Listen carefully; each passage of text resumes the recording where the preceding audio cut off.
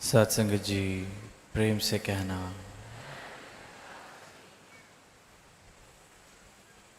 रोहतक की इस अनाज मंडी के इस स्थान पर आप सभी संत एकत्रित हुए हैं। एक सुंदर नज़ारा बना है जिसका भाग बनने का अवसर प्राप्त हो रहा है। आवाज़ दी जा रही है इंसान को, मानव को, कि मानव तो खुद को शरीर समझता है। तुझे लगता है कि तेरी पहचान, तेरा अस्तित्व, तेरा ये शरीर है, तेरा तन, तेरी उपलब्धियाँ, तेरी कीमत इससे है। एक शरीर के तल पर जो इंसान जीवन जी रहा है, उसे संतों ने आवाज़ देने का प्रयास किया कि जो जीवन शरीर के तलों पर जिया जा रहा है, एक प्रयास किया जाए गहराई में उतरने का, अपने मूल तक पहुंचने का। और फिर वही जो जिक्र हुआ कि जब सदगुरु माता जी यहाँ रोहतक में लगभग 7 वर्ष पहले जो संदेश कि ये शरीर के तल से रूह तक, ये रूह के तल तक पहुंचना है, ये पहचान करनी है, ये बोध करना है कि मैं ये शरीर नहीं बल्कि इस परमात्मा का अंश हूं जो इस शरीर में है। मेरी पहचान, मेरे जीवन की कीमत इस शरीर की उपलब्धियां नहीं है। इस जीवन की कीमत इस बात से है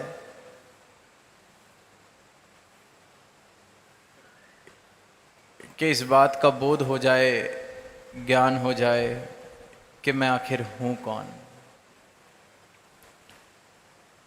तो जो बहुमूल्य है, अमूल्य है, अगर सही कहें, ये परमात्मा जिसका कोई मूल्य नहीं लगाया जा सकता, क्योंकि मूल्य तो इस संसार के पदार्थों का है, उपलब्धियों का है।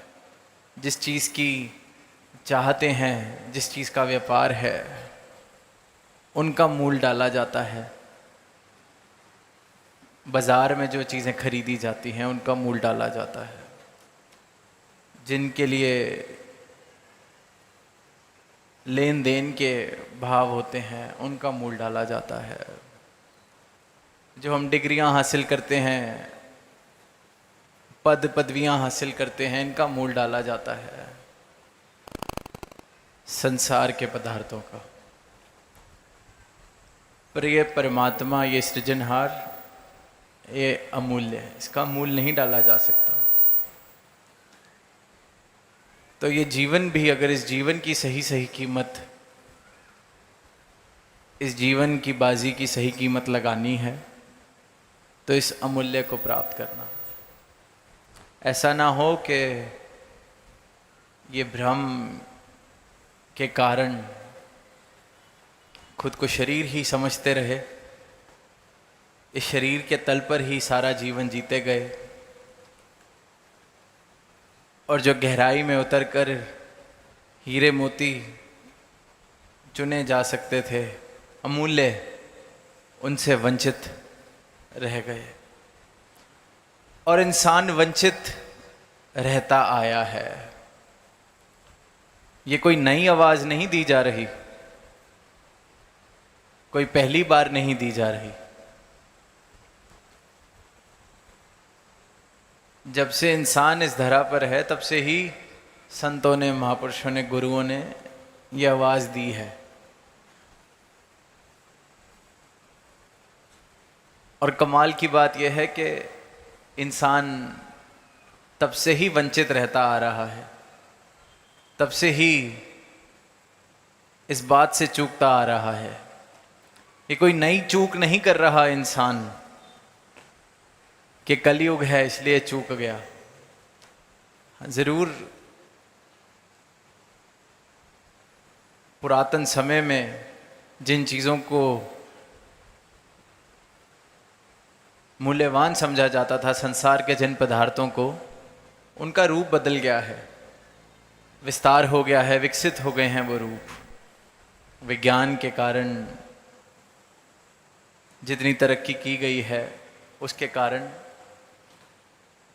पर चूक तो वही युगों युगों से इंसान कर रहा है, अपनी पहचान इस शरीर के साथ मानकर, इस शरीर के तल पर ही रहकर रूह तक नहीं पहुंच पा रहा। और रूह तक पहुंचने के लिए इस रूहान, इस परमात्मा, इस अविनाशी, इसके दर्शन बहुत ज़रूरी हैं। क्योंकि जब तक इस स्रोत के दर्शन ना हो जाएं, तब तक इस बात का बोध कैसे हो कि मैं इस स्रोत का अंश हूँ, इस परमात्मा का अंश हूँ। और इसीलिए फिर सद्गुरु ये ब्रह्म ज्ञान की आवाज़ सारी मानवता को देते हैं।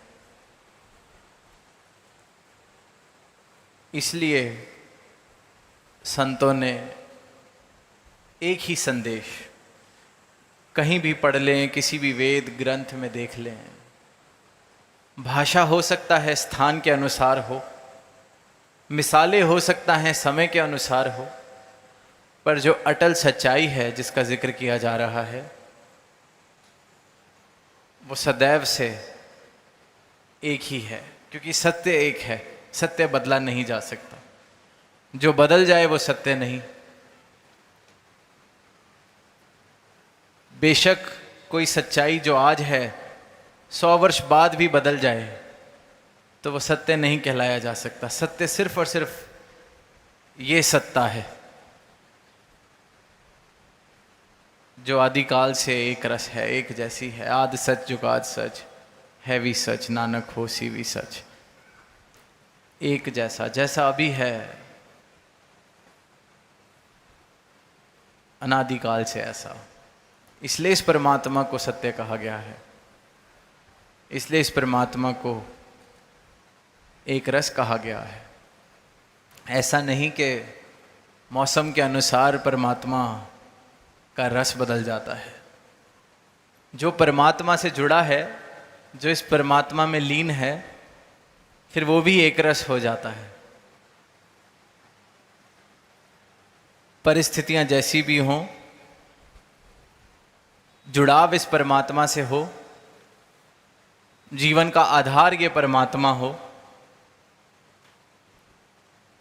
तो जो परिस्थितियों के असर हैं वो तो जैसे धूल आई धूल झड़ गई, पर अंदर से मूल एक जैसा।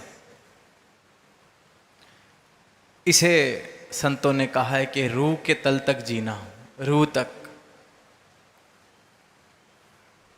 पर इंसान दूर होता जा रहा है इस तल से। पहले तो सिर्फ मानता था कि शरीर मेरा है, उपलब्धियां मेरी हैं, धन मेरा है। अब मानता है कि शरीर ही मैं हूं, उपलब्धियां ही मैं हूं। अज्ञानता और बढ़ती जा रही है, मिथ्या के साथ रिश्ता और गहन होता जा रहा है और मजबूत होता जा रहा है। जो सपना देखा जा रहा है उस पर और विश्वास होता जा रहा है। और यही निद्रा की अवस्था से जागृति की ओर ले जाने का कार्य संत करते हैं, महापुरुष करते हैं। गुरु से, सदगुरु से ब्रह्म ज्ञान प्राप्त करके इस सत्य की आवाज़ को देते चले जाते हैं। फिर जो इंसान ये अज्ञानता के कारण इस मिथ्ये को ही सब कुछ मान के बैठा है, इस स्वप्न को ही सत्य मान के बैठा है, उसको जागृति की आवाज़ दी जाती है, जगाने का प्रयास किया जाता है। कहा तो जा रहा है, कण कण में परमात्मा है, हम सबके अंदर परमात्मा है, हम सब इस परमात्मा में वास कर रहे हैं। तो फिर क्यों कुछ गिने चुने ही संत महापुरुष कुछ थोड़े से ही इस परमात्मा के साथ जुड़कर आनंद की अवस्था प्राप्त कर पाते हैं? नाम तो ले रहे हैं, आस्था तो रख रहे हैं, फिर क्यों ये सच्चिदानंद जिस परमात्मा को कहा है उसके साथ जुड़कर आनंद वाली अवस्था क्यों नहीं आ रही? क्योंकि अज्ञानता है, जानकारी नहीं है, बिना जाने ही आवाज दी जा रही है। खुद को माना शरीर है, बोध है नहीं परमात्मा का। परमात्मा को कोई दूर बैठी सत्ता समझा जा रहा है, तीर्थ में बसने वाली कोई शक्ति समझा जा रहा है, मूर्त में बसने वाली कोई सत्ता समझी जा रही है परमात्मा। पर ये अविनाशी सर्वव्यापी, इसके दर्शन नहीं किए जा रहे। जैसे कि अभी संतों महापुरुषों ने यहाँ लंगर स्थल भी बनाया है, कहीं और भी हम अगर खाना खाते हैं, भोजन करते हैं, तो जैसे यहाँ लंगर में दाल परोसी जा रही है, एक बाल्टी के अंदर दाल है,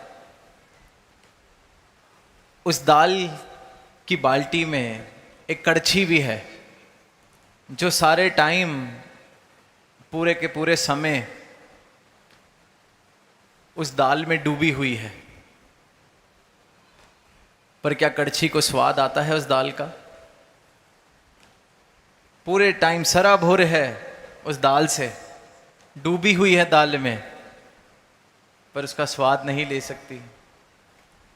वहीं लंगर में खीर हो, हलवा हो, उसकी बाल्टी भी हो, उसमें डूबी हुई कड़छी सारा टाइम, पूरे का पूरा समय, जब तक लंगर चल रहा है, जब तक भोजन परोसा जा रहा है, उस खीर की बाल्टी में, उस हलवे के अंदर देसी घी का भी हलवा हो, तब भी उस कड़छी को स्वाद तो नहीं आता। कहने को तो उसी में बस रही है, कहने को तो सराबोर है।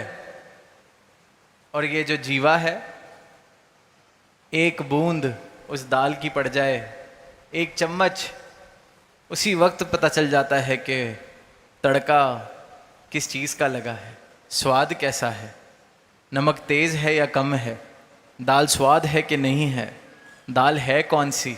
एक चम्मच, एक बूंद सिर्फ जीवा पर पड़ने की देरी, एक बूंद सिर्फ उस खीर की जीवा पर पड़ने की देरी। मिठास कितनी है, दूध कितना काढ़ा था, एक बूंद से पता चल जाता है। और वहाँ वो कड़छी सराबोर है, डूबी हुई है, घंटों घंटों से डूबी हुई है, वो स्वाद नहीं ले सकती। यही फर्क है अज्ञानी का और ज्ञानी के जीवन का। परमात्मा में दोनों हैं, वास कर रहे हैं, पर परमात्मा का आनंद, जिसके पास ये क्षमता, ये दर्शन, ये गुरु के ज्ञान चक्षु मिल गए, जिसको सदगुरु के द्वारा, वो दर्शन करता है, वो आनंद लेता है। उसकी अवस्था फिर वो जीवा वाली, जीवित हो गया। इस जीवन हारे को प्राप्त करने के बाद इंसान जीवित हो जाता है। जैसे वो कड़छी है, डूबी है, बेजान है, उसके पास वो क्षमता नहीं है स्वाद लेने की, इसलिए बेशक उस बाल्टी में है, उस दाल में डूबी है, उस खीर में डूबी है, पर स्वाद नहीं ले सकती, बेजान है, क्षमता नहीं है। और परमात्मा ने ये जीवा इस प्रकार बनाई है, जीवित है, क्षमता दी है स्वाद लेने की, एक चम्मच से ही पूरी बाल्टी का स्वाद पता चल जाता है। और इसी प्रकार जब ये परमात्मा, जिसे जीवन हारा कहा गया है, हर जीव का संचार ये परमात्मा कर रहा है, सारी सृष्टि का संचालन ये परमात्मा कर रहा है, जीवन हारा। जो इस जीवन हारे को प्राप्त करता है, इसके दर्शन करता है, वो सही मायनों में जीवित होता है। फिर वो इस जीवा की तरह स्वाद ले लेता है, आनंद ले लेता है इस परमात्मा का। फिर उसकी भक्ति की शुरुआत होती है, फिर वो भक्त बनता है। वरना तो मृतक कहिए नानका जे प्रीत नहीं भगवंत। मृतक, मुर्दा माना जाए। तो इस जीवन हारे की प्राप्ति कर लेना सही मायने में जीवित हो जाना है। तब तक सांस लेना, शरीर का चलते फिरते रहना, ये तो संसार की परिभाषा है जीवित होने की, बायोलॉजी की परिभाषा है जीवित होने की।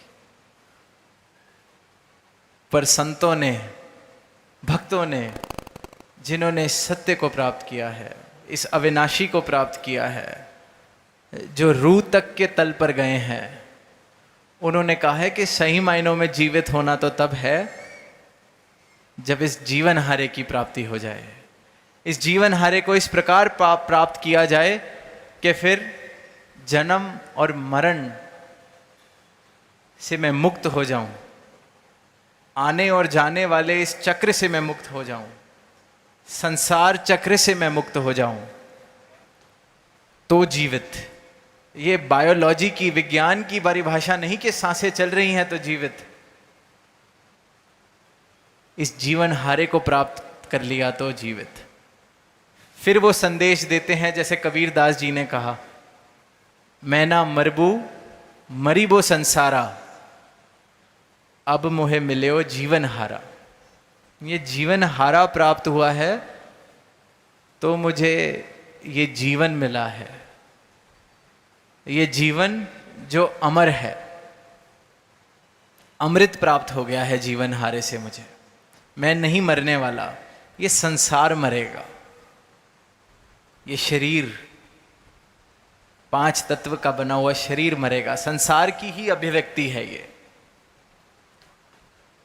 पर मैं नहीं मरूंगा, क्योंकि अब जीवन हारा मिल गया है, स्रोत मिल गया है मुझे मेरा, पहचान मिल गई है मुझे मेरी। अब स्वाद आने लगा है इस परमात्मा का, क्योंकि जीवित हो गया हूं। क्षमता तो हमेशा से थी, हर एक इंसान में ये संभावना है, ये क्षमता है कि इस प्रभु को, इस जीवन हारे को प्राप्त कर सके, इसके दर्शन कर सके। हर एक इंसान को, जब तक ये श्वासें चल रही हैं, ये जीवन जीते जीते इस जीवन हारे को प्राप्त किया जा सकता है।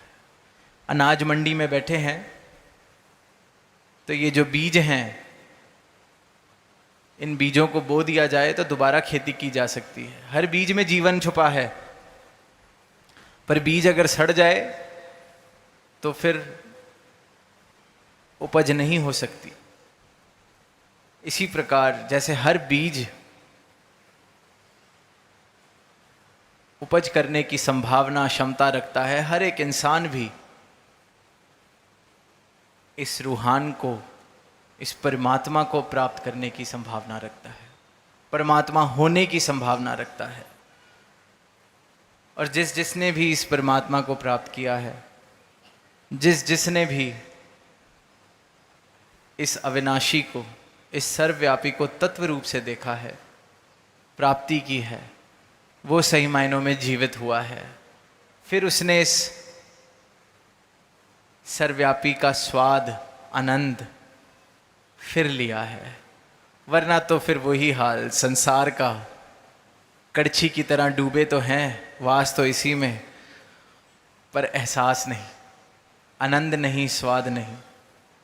और जिस जिसने जीवन हारे को प्राप्त किया, जीवित हुए, सदगुरु की कृपा हुई, तो फिर इस जीवा की तरह जीवित, जैसे एक चम्मच से सारा स्वाद आ जाता है, वैसे ही कण कण में, जर्रे जर्रे में ये पूरे का पूरा विराट दिख जाता है, पूरे का पूरा परमात्मा हर घट में दिख जाता है। यही फर्क है एक ज्ञानी, ब्रह्म ज्ञानी संत में, भक्त में और संसार में।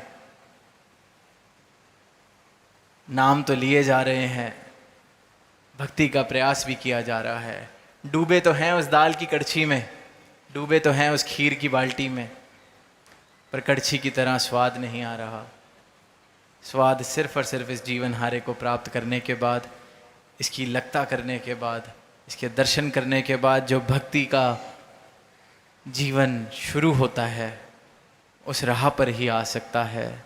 इस भक्ति की राह पर जीवन आनंदित हो जाता है, बदल जाता है, रूपांतरित हो जाता है, और जीवन में इस परमात्मा का एहसास इस प्रकार बस जाता है कि कोई दूरी मुमकिन नहीं रहती, क्योंकि दूरी का कारण, दूरी का आधार अज्ञानता थी, अंधकार था।